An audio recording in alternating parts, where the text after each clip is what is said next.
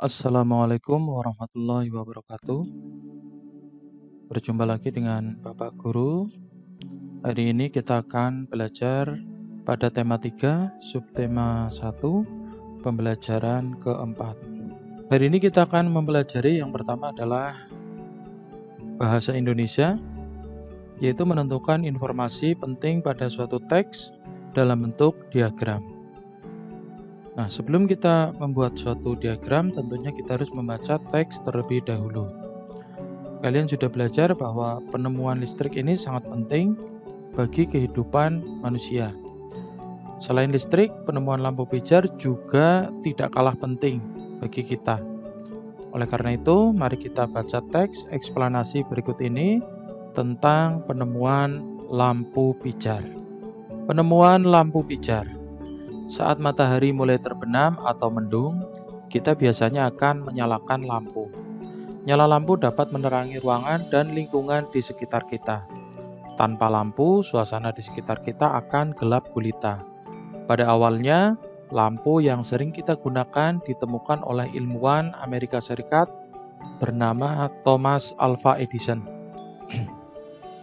Thomas Alva Edison lahir di Milan, Ohio, pada 11 Februari 1847. Edison hanya merasakan pendidikan di sekolah selama 3 bulan. Selanjutnya, Edison tidak pernah menyelesaikan pendidikan formal di sekolah. Meskipun demikian, rasa ingin tahu Edison sangat tinggi.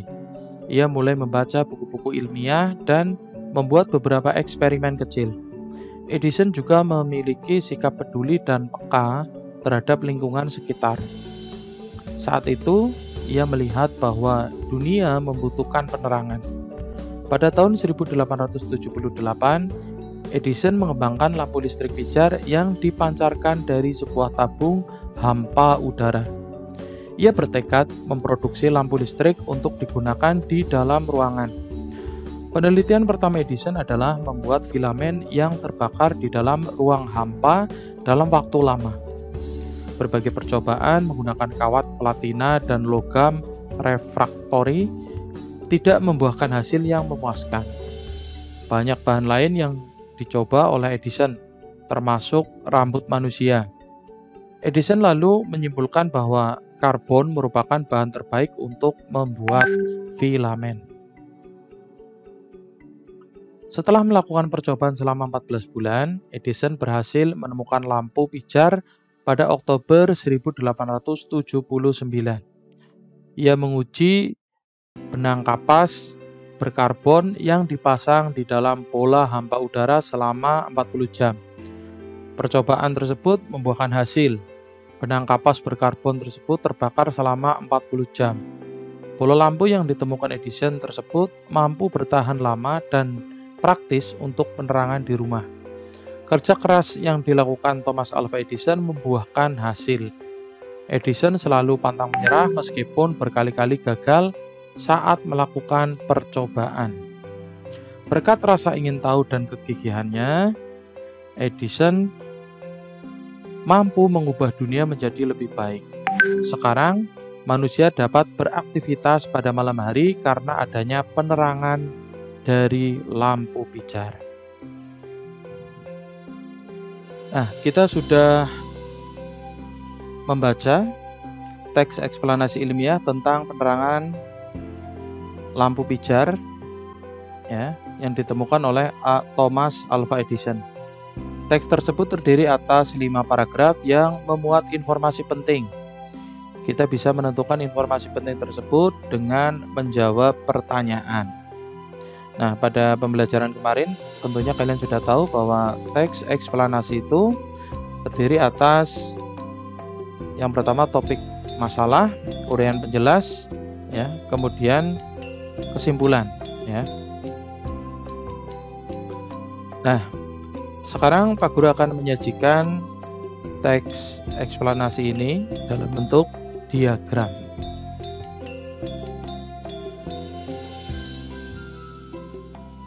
Nah, paragraf pertama itu mengenai topik masalah.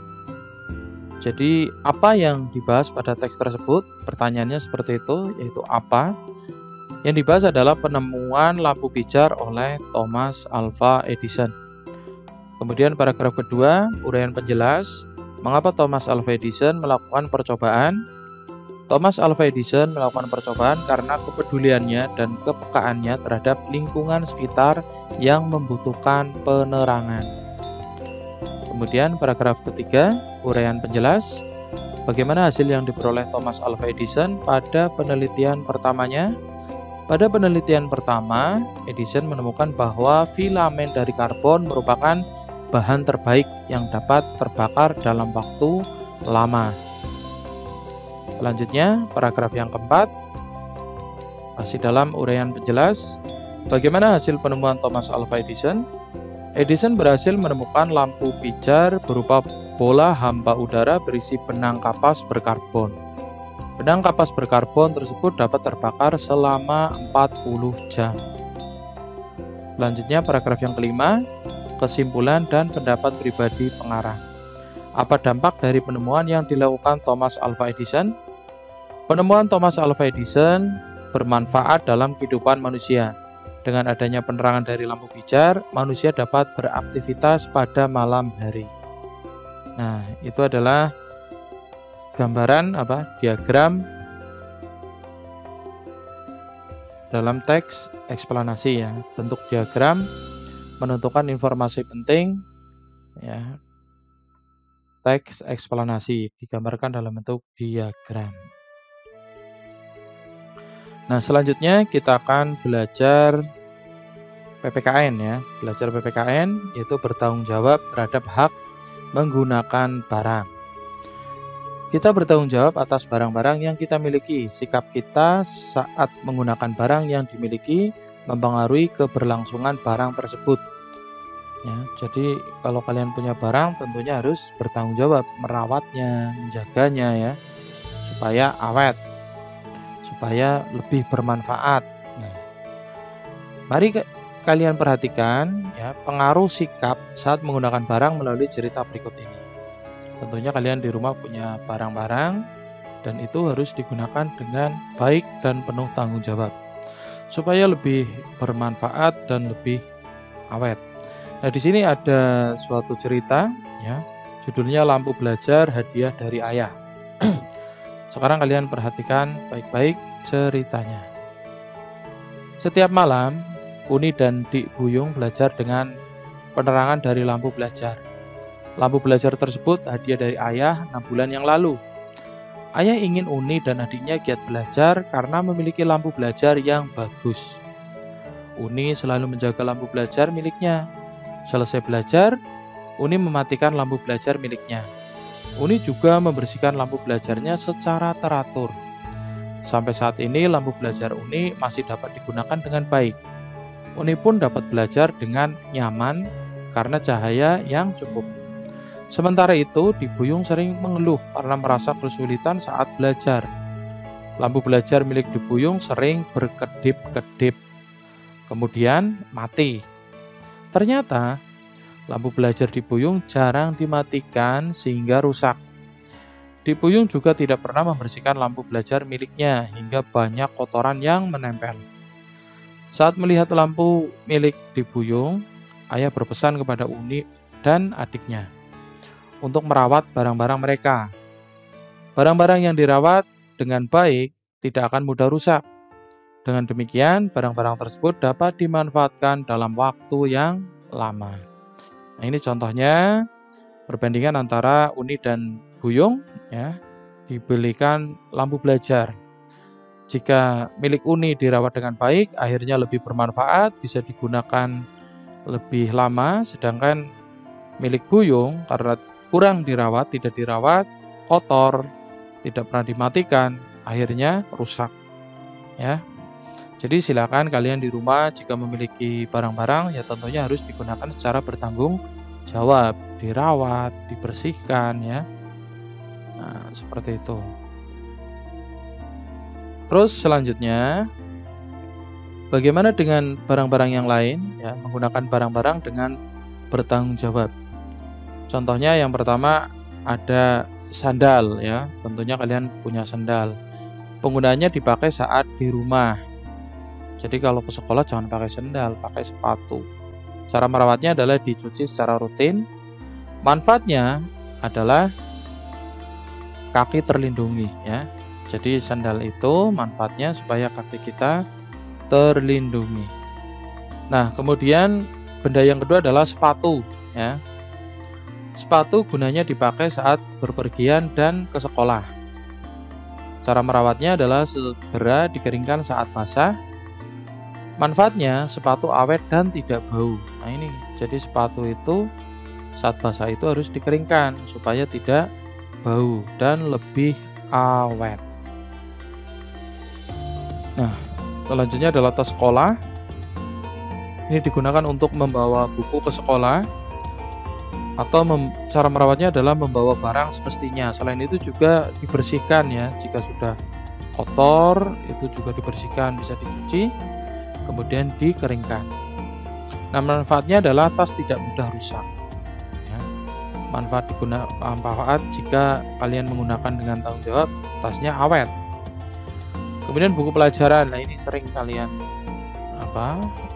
guru berikan buku pelajaran.